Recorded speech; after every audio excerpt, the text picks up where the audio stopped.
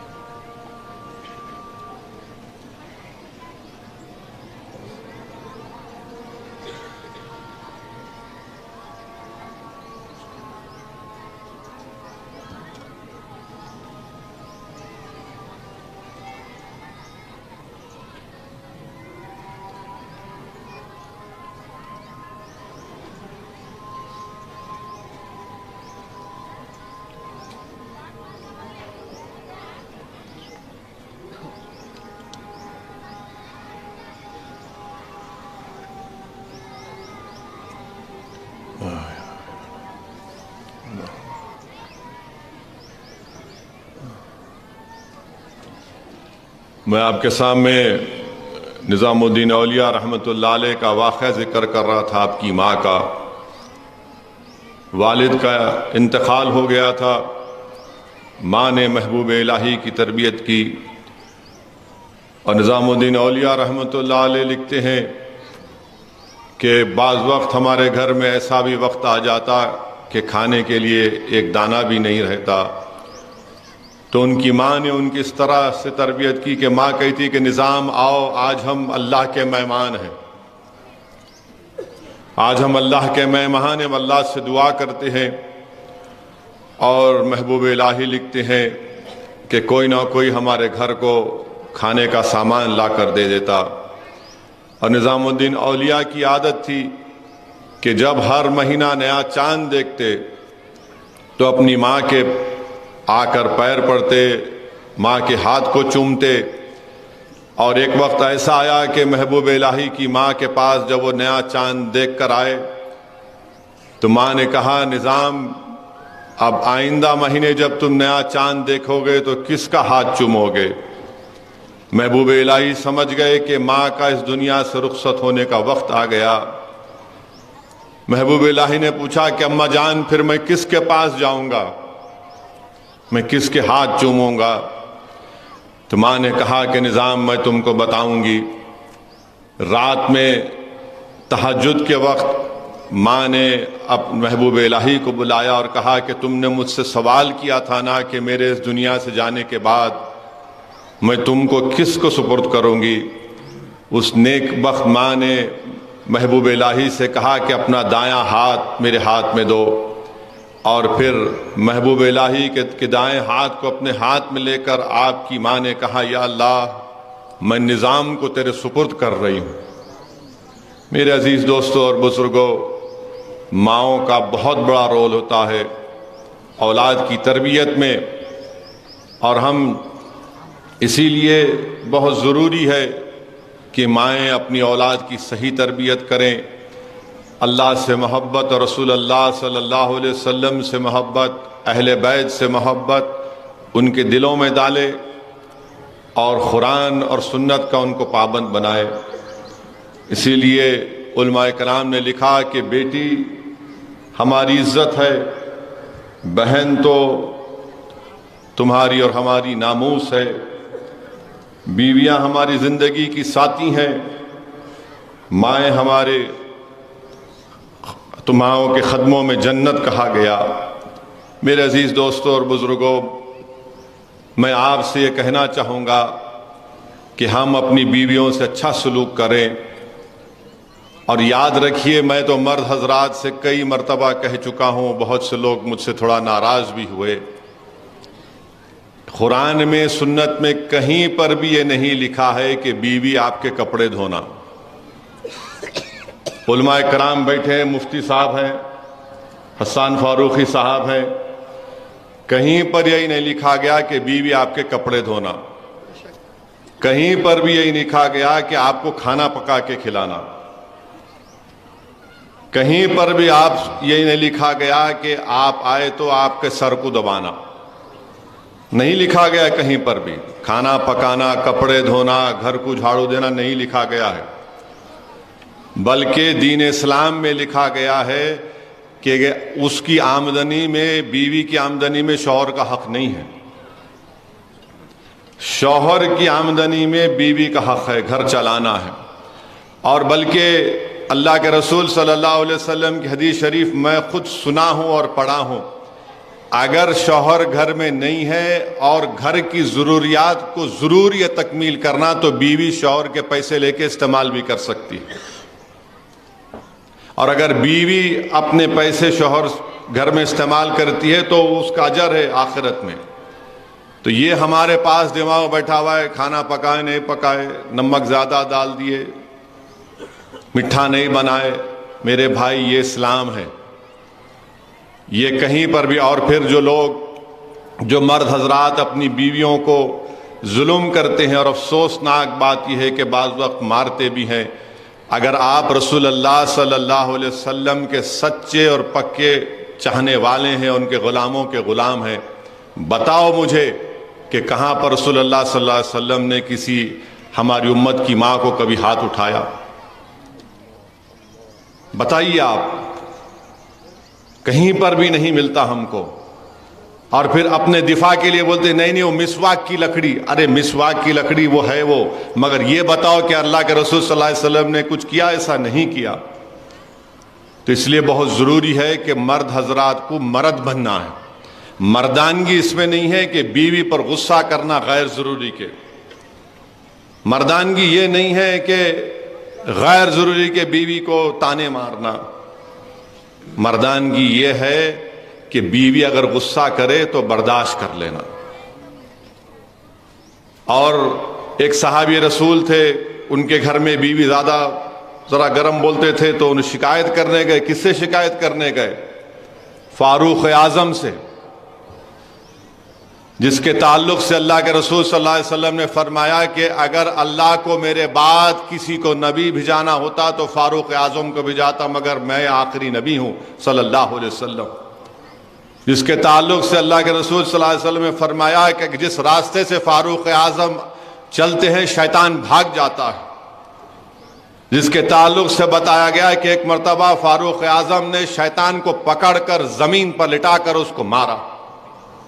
وہ صحابی رسول صلی اللہ علیہ وسلم فاروق اعظم کے گھر کو گئے، وہاں جا کر کیا دیکھا کہ ان کے گھر میں ان کی بیوی ذرا گرم آواز میں ان سے بات کر رہی۔ بولے بھائی میں اپنا معاملہ سنانے گیا، یہاں پر تو وہی ہے۔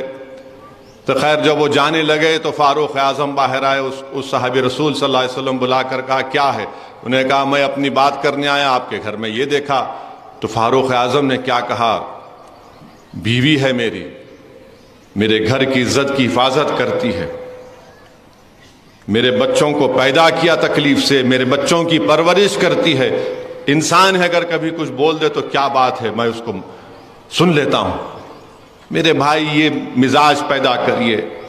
ہمارے پاس تو ایسا ہے کہ اگر کوئی پلٹا کے بیوی کچھ بول دے، ہاں میرے کو پلٹا کے بول رہے۔ میرے بھائی رسول اللہ صلی اللہ علیہ وسلم کی سنت ہے، رسول اللہ صلی اللہ علیہ وسلم نے فرمایا، امت کی ماں حضرت عائشہ صدیقہ رضی اللہ تعالیٰ عنہ سے فرمایا کہ میں جانتا ہوں کہ آپ کب خوش ہوتی ہیں اور آپ کب غصے میں رہتی ہیں۔ بی بی عائشہ نے فرمایا بتائیے رسول اللہ صلی اللہ علیہ وسلم۔ اللہ کے رسول صلی اللہ علیہ وسلم نے فرمایا کہ جب آپ خوش ہوتی ہیں تو رب محمد صلی اللہ علیہ وسلم کی قسم کھاتی، جب آپ تھوڑا غصے میں ہوتی ہیں تو آپ رب ابراہیم صلی اللہ علیہ وسلم کی قسم کھاتی۔ میرے بھائی اللہ کے رسول صلی اللہ علیہ وسلم نے امت کی ماں کے ساتھ ریس لگائی، ریس ہوئی تھی, پوچھئے علماء کرام, حسان فاروقی صاحب ریس ہوئی. ہم کیا کرتے ہیں, ساری رات بھر چورستے میں بیٹھ کے دوستوں سے باتاں کریں گے. 12-1 بجے گھر کو جاتے ہیں, بیچاری بیوی انتظار کر رہی کہ کب آئیں گے ہمارے شوہر. آتے کہ انہیں بولتے نہیں سوئے اب تک تم؟ وہ بیچاری اماں انتظار کر رہی کہ بیٹا کب آتا. میرے بھائی یہ چیزوں کو سنو, سمجھو, اپنی زندگیوں میں انقلاب پیدا کرو. اور ہماری ماؤں سے میں اپیل کروں گا, آپ کے سامنے ایک زندہ مثال پیش کر رہا ہوں. 20,000 بچے غزہ میں شہید ہو گئے. 20,000 بچے غزہ میں شہید ہو گئے.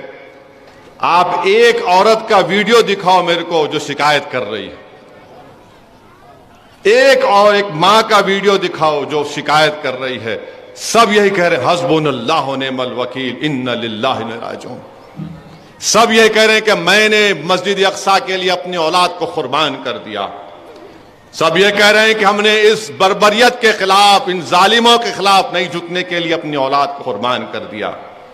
اپنی اولاد کی ایسی تربیت دو. یاد رکھو وطن عزیز میں بھی اگر ظلم بڑھے گا تو ان ماؤں کو اپنی اولاد کو اس طرح بہادر بنانا پڑے گا. 20,000 بچے مسجد اقصی اور بیت المقدس کے لیے اپنی جانوں کو قربان کر دیا, اور ماؤں نے قربان کر دیا اپنی اولاد کو. معصوم بچے ہیں, 6 مہینے کے, 1 سال کے, 2 سال کے. کم سے کم لوگ ڈیٹا بولتا ہے, لوگ بولتے ہیں کہ ہزاروں کی تعداد میں بچے یتیم بھی ہو چکے ہیں. آج الحمدللہ آپ سکون میں, امن سے اپنی زندگی کو گزار رہے ہیں. میری ان ماؤں سے, ان بہنوں سے, ان بزرگوں سے اپیل ہے کہ بھارت کی مسجدوں کو آباد رکھیے. ہر باپ کی ذمہ داری ہے کہ جب بچہ بڑا ہو جائے تو اپنے ساتھ اولاد کو صرف جمعے کے دن یا عید کی نماز میں یا رمضان میں نہیں بلکہ روز مسجد کو لے کر جاؤ. آپ, میں بار بار کہہ رہا ہوں مسجدوں کو آباد رکھو.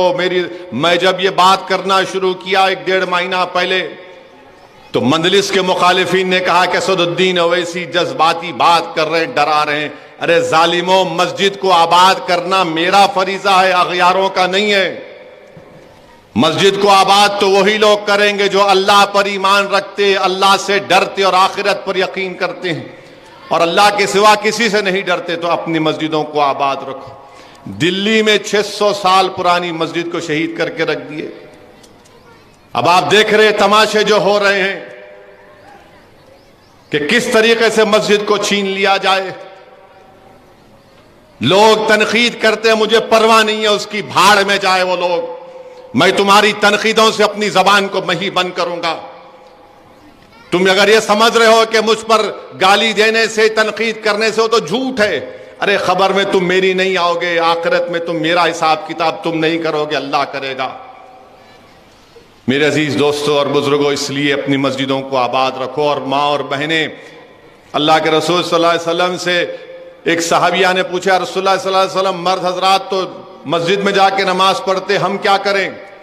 تو رسول اللہ صلی اللہ علیہ وسلم نے فرمایا کہ اگر آپ گھر میں نماز پڑھیں تو اسی طرح آپ کو ثواب ملے گا جو مسجد میں با جماعت جا کر نماز پڑھتا ہے.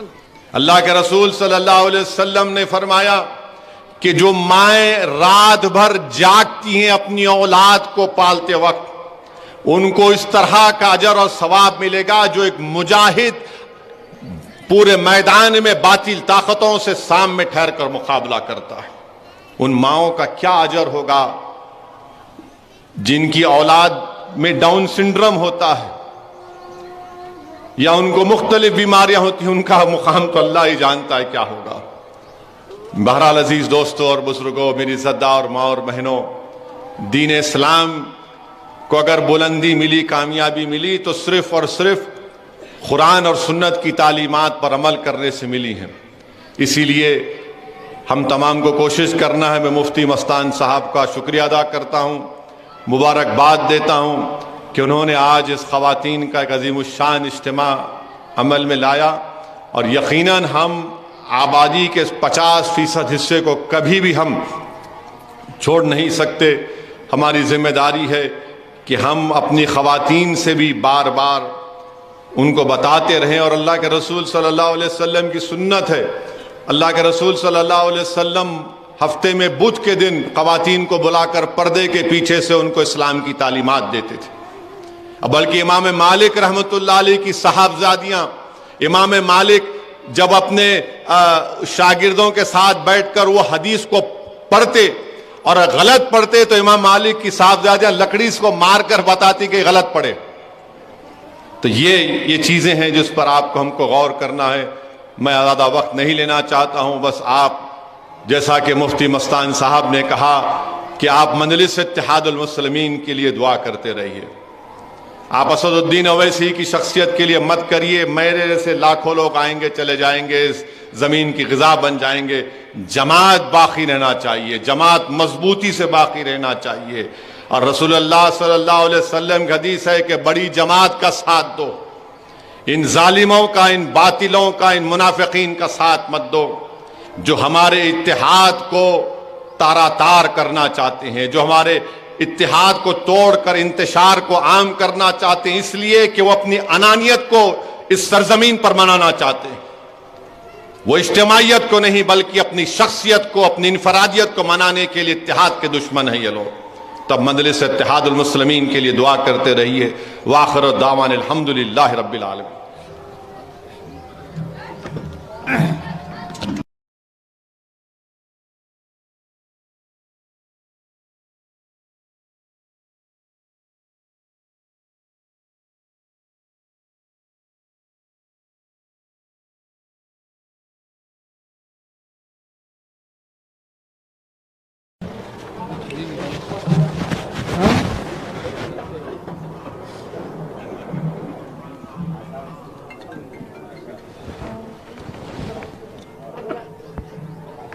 پی ایچ ڈی کے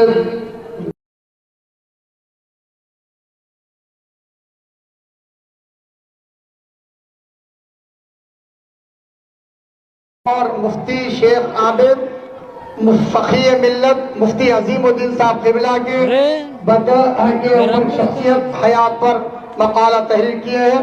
بیرسٹر اسد الدین اویسی صاحب قبلہ کے ہاتھوں سے یہ مقالے